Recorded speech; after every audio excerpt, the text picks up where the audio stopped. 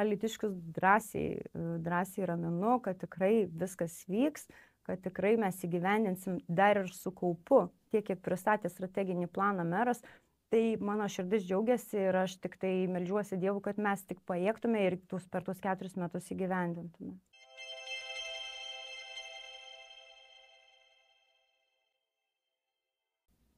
Sveiki, Alytus Plus studijoje laida Politika su Daina. Na ir mūsų studijos svečias, Alytaus miesto savivaldybės tarybos narė gerbiama Rimantė Adomaitinė. Labą dieną. Sveiki. Taip, šiek tiek informacijos žiūrovams. Rimantės Adomaitinės priešrinkiminis numeris sąraše buvo 11, po rinkimų 7. Pelnė net 1470 alytiškių balsų. Na, politikė yra įgijusi švietimo magistro išsilavinimą, yra vaiko ir mamos dienos centro Kutis vadovė, mokytoja Likiškėlių mokykloje. Jeigu kažką praleidau, galėsit papildyti. Taip, iš tiesų, gerbiama Rimantė, jūs miesto visuomeniniuose reikaluose jau daugybę metų esate matomas žmogus.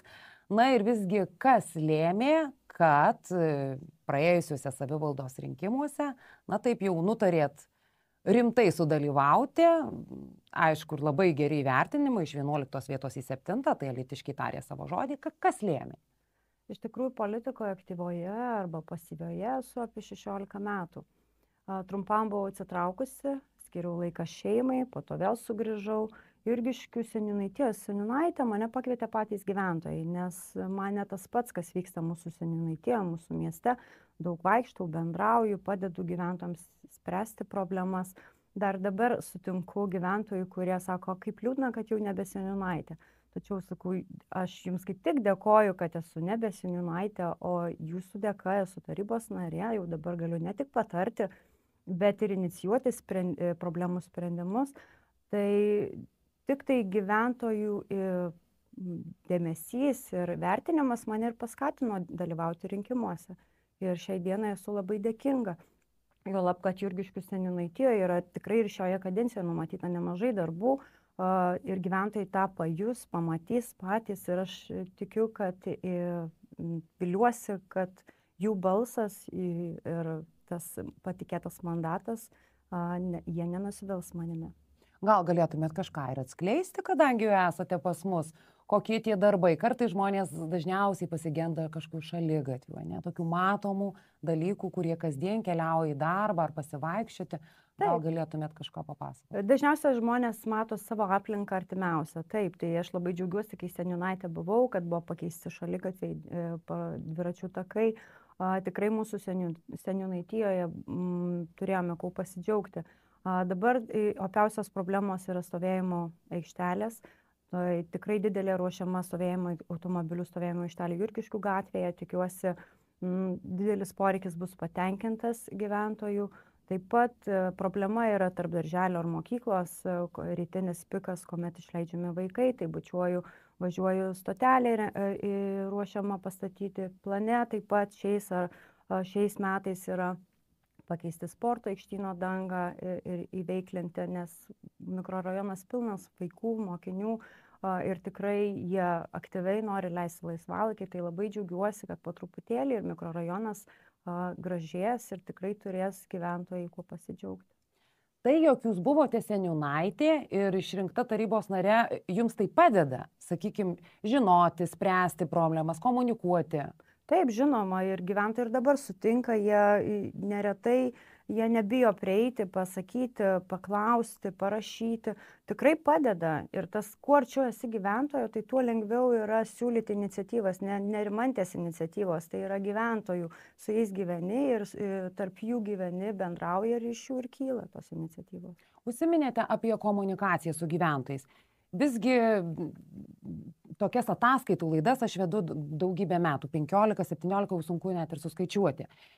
Ir anksčiau būdavo žmonės turguje kažkur į tarybos narius daugiau kreipėsi, ar kažkur, nežinau, per pažįstamus. Dabar, kai yra socialiniai tinklai, gerbiama Rimantė, ar tai būna, kad, nežinau, 10-12 valandą paskambina ir parašo tiksliau, sakykime, messengerį, kad tas, dabar išnyko laiko ribos ir išnyko kažkoks toks, kad tarybos narys tarsi dievas. Dabar jau, manau, kad nesibaimina. Ne, visiškai laisvas bendravimas, nelabai seniai turėjau vienos namo pirmininkės skambutį šeštadienį vakare 8:30 ir tai natūralu, žmogui skauda, jisai skambina, jisai klausia, susitarė, nuramini, kad išspręsim problemą po savaitgalio ir viskas gerai ir džiaugiamės, kad ta problema išsisprendžia.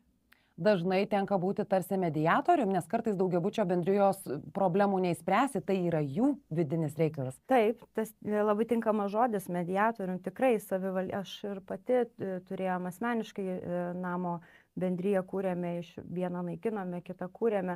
Toks buvo nelengvas etapas ir tuo metu supratau, čia prieš porą metų, supratau, kad iš tikrųjų savivaldybė šiuo atveju nelabai ką gali padėti. Bendrijų klausimą sprendžia patys gyventojai. Problema yra tame, kad gyventojai neretai būna pasyvūs. Jie nori, kad už juos kažkas kažką padarytų, o vienas pirmininkas, tiesiog jis gali baltą vėliavą pamojuoti. Taip. Kadangi jūs esate kultūros, švietimo ir sporto komiteto pirmininko pavaduotoja, tai šiek tiek klausimų ir apie švietimą. Vienas iš tiesų įvardinsiu sunkiausių klausimų šiais metais, mes dabar kalbame apie metus jūsų taryboje, tai sakykime, klausimai susiję su švietimu, kas jums buvo sunkiausia, kas nelengviausia, šiek tiek taip nuo dūšios papasakokit. Atvirai man sunkiausias, aišku dabar paskutinė tema švietimo pertvarka, tačiau atvirai man sunkiausias buvo laikotarpis praėjusį rudenį, kuomet buvo svarstomas darželio etatų mažinimo klausimas. Emociškai nelengvas laikotarpis, daug kalbėjome, labai daug diskutavome, pati daug dariau analizų, domėjausi, kaip vyksta kituose miestuose. Tačiau tuo pačiu ir suprantu vadovų, savivaldybės ištransliuotą žinią, reikia taupyti ir yra kur taupyti. Tik tai forma, kaip tą padaryti, yra sunku surasti. Tuomet labai džiaugiuosi, kad įstaigų darželių vadovės rado, kur pataupyti ir tuo pačiu išlaikė reikiamus etatus jų įstaigai. Tas man labai buvo svarbu, kad būtų užtikrinta, vadovai galėtų patys tuos etatus pasidėlioti. Tai šitas klausimas man buvo sudėtingesnis negu švietimo pertvarka.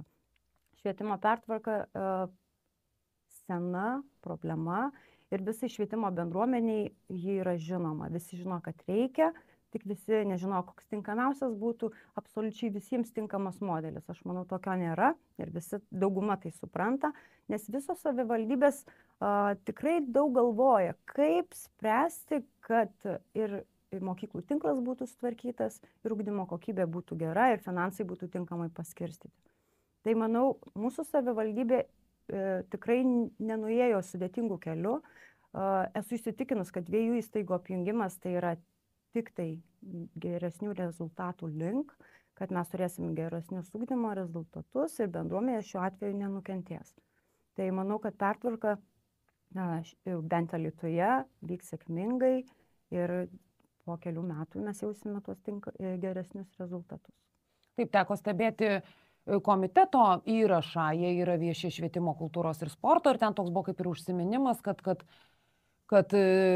Drevinuko kreipimasis į teismą tarsi buvo atmestas, ar kažkokios daugiau informacijos turite galbūt? Vakar kaip tik švietimo komiteto, sporto komiteto pristatant klausimus buvo užsiminta švietimo skyriaus vedėjos, kad atmestas yra kreipimasis į teismą, visos tos procedūros, kaip viskas vyksta, koks atsakymas turėtų ateiti į savivaldybę, tikriausiai tarybos posėdžio metu švietimo ir sporto skyriaus vedėja pristatys.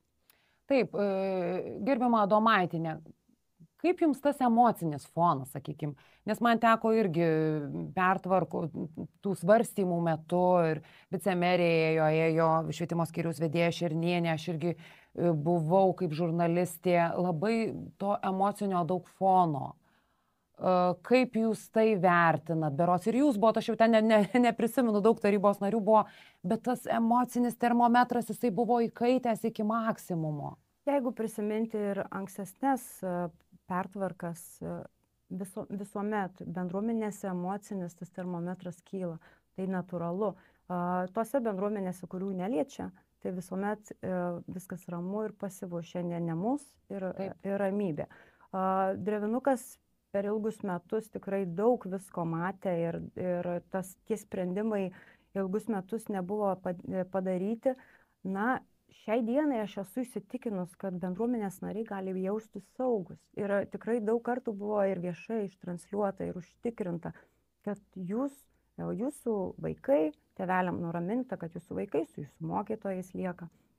Mokytojai lieka irgi savo darbo vietoje, niekas šiai dienai nesikeičia.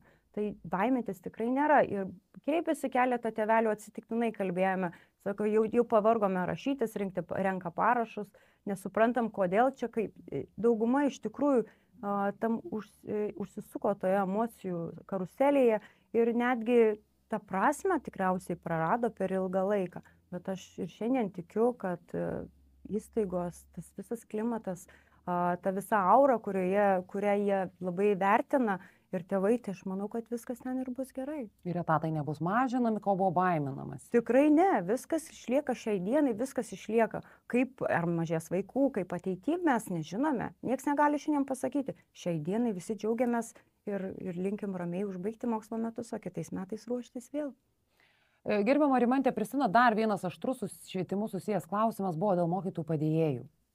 Taip. Dabar aistros tikrai nurimusios, tarsi viskas gerai, bet taip pat tėvams, kurių vaikai turėjo kažkokią ar minimalę negalę, arba, žodžiu, buvo dėl mokytojų padėjėjų tikrai aštru. Kokia dabar situacija? Nes aš labai džiaugiuosi, kad viskas buvo išspręsta 100%, buvo užtikrinta padėjėjų klausimas, nes vėlgi mes labai tikrai emociškai daug reagavome į etatų mažinimą, bet buvo aiškiai ištransliuota, tas etatų mažinimas ne šiaip kažkur nuguls į kelių remonto darbus, jis lieka švietime, sutaupytos lėšos lieka švietime, tai reiškia, kad mes turime užtikrinti įtraukų ugdymą.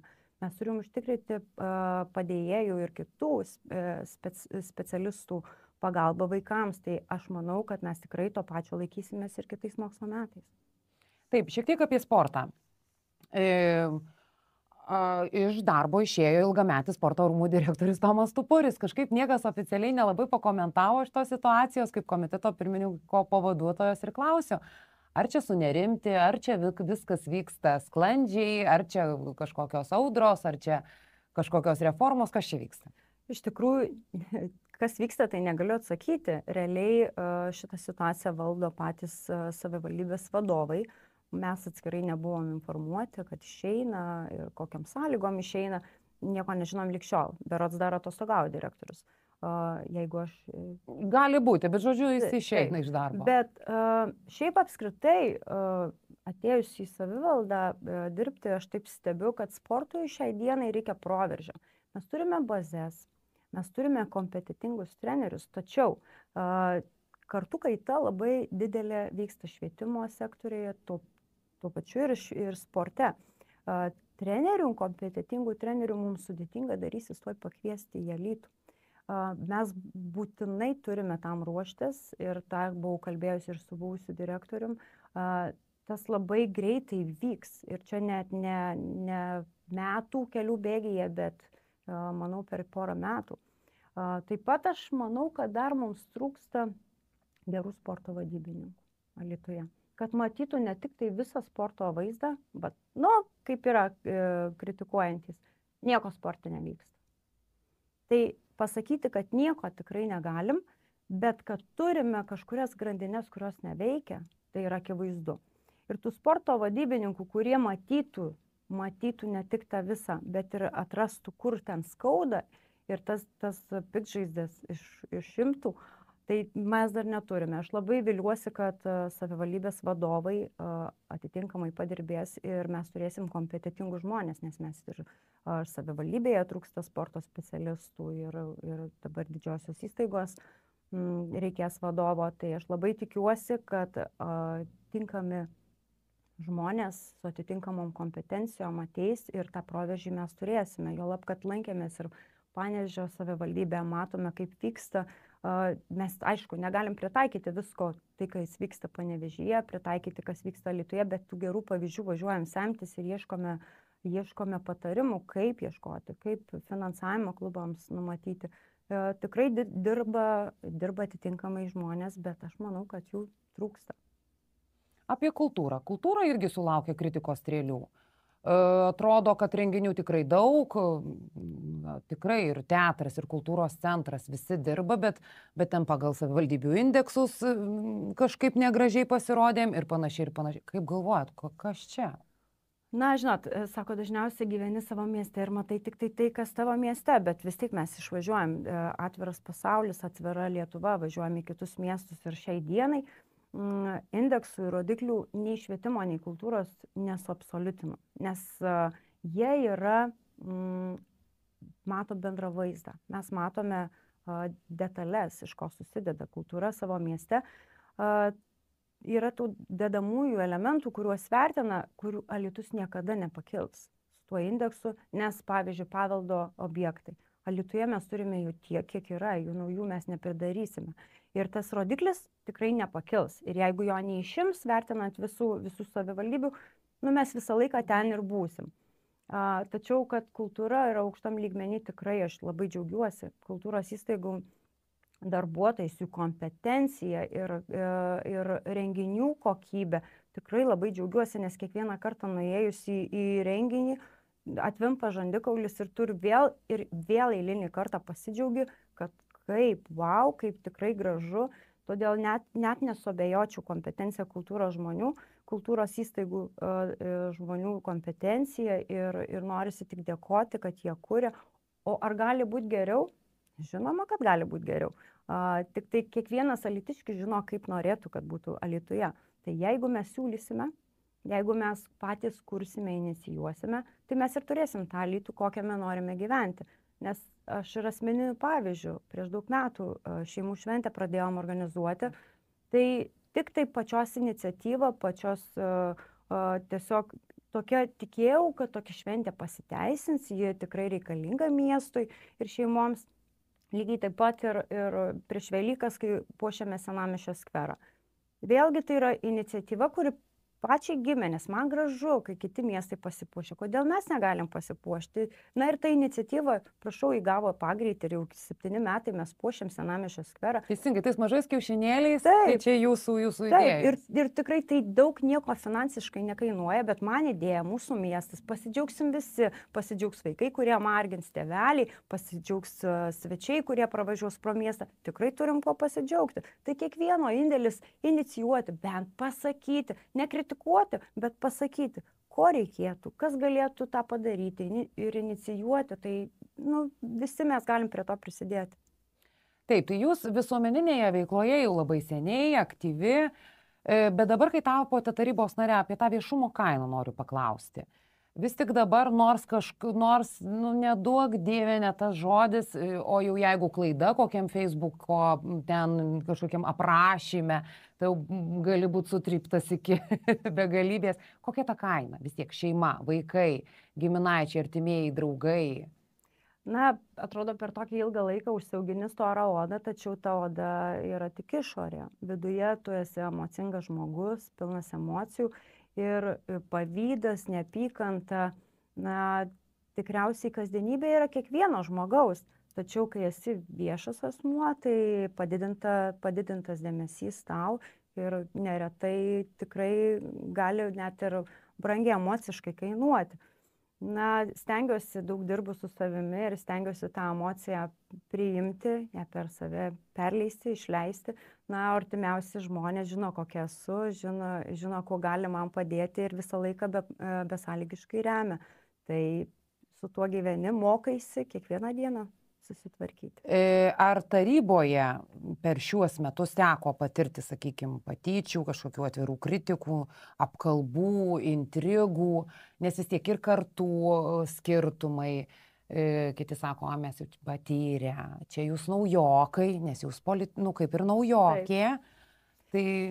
Bet tokių kaip patyčių tai tikrai nepatyrė. Man asmeniškai labai smagu dirbti tokioj komandoje, kur yra ir patirtis.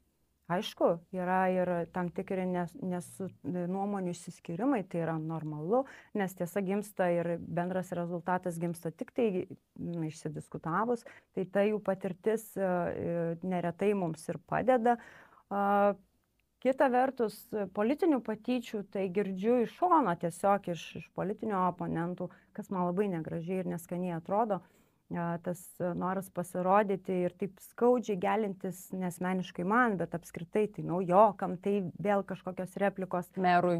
Taip, taip neskaniai atrodo, nes tai yra politinis fonas, kurį mes patys kuriam. Tai man asmeniškai, kai dirbu mokykloje su mokiniais ir mes ieškome įvairiausių programų, kaip vaikus šviesti, kaip juos mokyti socialinės problemas spręsti, kad užkirsti kelią patyčioms, tai man taip gėda klausyti suaugusių žmonių, kurie turi tikrai didelę patirtį ir išsilavinimą ir leidžia viešai taip įžeidinėti ir socialinėje erdvėje, lygiai taip pat užgaulioti, o paskui gražiai šypsotis ir ateiti spausti ranką. Na tai tiesiog man tai yra neskanu ir aš dar, nors mane visą laiką ir jie patys sako, taigi čia yra politika, sakau, labai negražu, nes jūs politika tą tokią kuriat, aš tikrai netokia politikė. Tai jums tas toksai per žeminimą, per tyčiojimąsi nepriimtina? Ne, ir jau labiau dažniausiai sako, tai tu nebuvai praeitoje kadencijoje. Na, žinot, nerodiklis.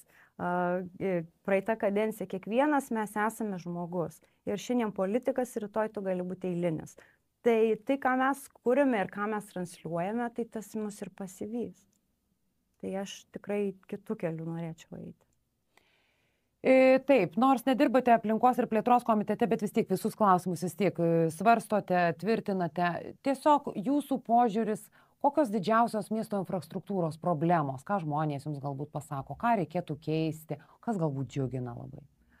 Na, tiesiog bendrauju su gyventojais ir apie infrastruktūros klausimus mes tikrai daug kalbame frakcijoje. Ir čia ir dabar atsiranda klausimas ir mes kiekvieną pirmanį renkamės ir čia dabar sprendžiame. Jeigu ne tą patį pirmanį po savaitės, tuomet ir administracijos direktorius ar meras, vicemerai, visuomet reaguojama ir sprendžiama gan greitai. Kol kas tik tai norisi džiaugtis, kad vyksta, kad Alytus juda, kad jisai auga, kad remontuojami keliai, kad užpildomas jaunimo parkas, atnaujinami aikštynai, skverai. Šiai dienai tikrai daug ko norisi pasidžiaugti ir alytiškiai, kurie išeina į gatves, kurie važinėja dviračiais, kurie išeina pažaisti, jie tikrai sako, mes matom, kad vyksta. Kritikai niekada mes neuždėsime žodžio stop. Kas norės kritikuoti visą laiką ras, kad augti ir keistis ir kažką dar daryti į priekį. Tai taip mes dar turime 3 metus ir tikrai suplanavę ir tie mūsų programoje numatyti darbai, jie tikrai bus įgyvendinti. Ne viskas taip vyksta kaip greitai, kaip norėtųsi, nes man visą laiką jau atėjusi savivaldybė ir sakė, palauk, čiagi yra aparatas, kur ne taip greitai, yra viešieji pirkimai, man norisi čia ir dabar. Bet supranti, kad tokių dalykų nepaskubinsi. Ir alytiškius drąsiai raminu, kad tikrai viskas vyks, kad tikrai mes įgyvendinsim dar ir su kaupu, tiek kiek pristatė strateginį planą meras. Tai mano širdis džiaugiasi ir aš tik tai meldžiuosi Dievu, kad mes tik pajėgtume ir per tuos 4 metus įgyvendintume. Kaip pasikeitė jūsų asmeninis gyvenimas tapus tarybos nare? Realiai jis nepasikeitė, gal tik truputėlį 24 valandas norėtųsi praplėsti tą parą, bet dirbu savo mėgiamą darbą, neatsisakau darbo su vaikais, nes tai mane veža, neatsisakiau visuomeninių kitų veiklų, tačiau kas sumažėjo, tai šeimoje tikriausiai gamintų mano vakarienių. O visa kita, tai gyvenimas nestovi lygiai taip pat. Dar nepaklausiau vieno klausimo, juk dirbate ir mokykloje, apie tas milžiniškas problemas rūkymą. Ką jūs taryboje sprendžiate, strateguojate, nes čia kaip maras? Iš tikrųjų, mokykloje mokytojus šiai dienai aš apibūdinu labai, prieš kokią 10 metų matyta vienoje parduotuvėje darbuotojo kortelė ir užrašyta plataus profilio darbuotojas. Tai šiandien, tuo metu man juokas ėmė. Šiandien aš galiu taip mokytoją vadinti plataus profilio darbuotojas, todėl kad jis jau neretai žinias, savo dalykinę kompetenciją turi padėti į šoną ir spręsti nebe ugdymo problemas, o socialinės problemas. Na, rūkymas ir yra viena iš tų problemų, kur susiduria ne tik Alytaus miesto mokyklos. Tai yra visos Lietuvos problema. Tai yra valstybinė problema ir kurią galėtų tikėtina spręsti valstybiniu lygmeniu. Mes jau tik tai turime tam tikras pasiekmes, su kuriomis mes galime kovoti prevenciškai. Tai džiaugiuosi, kad Alytaus miestas apie tai garsiai kalba, kas irgi reta, nes dažnai tikrai būna noras nuslėpti tokius atvejus. Džiaugiuosi, kad apie tai garsiai kalbama, kad Alytus prisijungia prie Vilniaus ir Klaipėdos miesto ir dalyvauja bandomajame projekte dėl narkotikų vartojimo ir platinimo nepilnamečių. Būtent tas bandomasis tas projektas mokyklose vyksta iki rudens, rudenį planuojama pristatymas, kaip sekėsi. Jo dėka įrengiamos kameros, metalo detektoriai, elektroniniai dūmų detektoriai. Tikrai vyksta paskaitos ir mokiniams, ir tėvams, bendradarbiauja savivaldybė su policijos komisariatu, pakeliami dronai, vykdomi reguliarūs reidai. Visuomenės sveikatos biuras čia tikrai didelį irgi indėlį įdeda. Atrodo, viskas vyksta, bet ką mes galim padaryti prevenciškai dirbti. Ir kas labai svarbu, kad dirbtų ne tik tai su pasiekme, bet tai darytume kuo anksčiau, kad net jau gimnazijose tai yra pasiekmes. Kad tai darytume jau progimnazijose, kuomet vaikam kyla pirmos mintys, tai išbandyti. Ir darbas ne tik su vaikais, bet su tėvais. Tėvai turi lygiai taip pat įsitraukti. Mes nieko nepadarysim tik su gražiomis intencijomis ir siūlymais, kaip tai užkirsti kelią. Visa švietimo bendruomenė turi pilnai įsitraukti į tą prevencinę veiklą. Ačiū Jums, na ir pabaigai, ko palinkėtumėt artėjant mūsų mylimo miesto Alytaus gimtadieniui alytiškiams? Na, pirmiausia, tai mylėti mūsų miestą, mylėti, kurti, prisidėti patiems prie to miesto, tokio miesto kūrimo, kokiame mes norime gyventi, ir pakviesti kitus atvykti į Alytų ir kurti mūsų miestą kartu. Ačiū Jums. Mūsų studijoje laidoje Politika su daina dalyvavo Rimantė Adomaitienė, Alytaus miesto savivaldybės tarybos narė. Su žiūrovais atsisveikiname, sudie.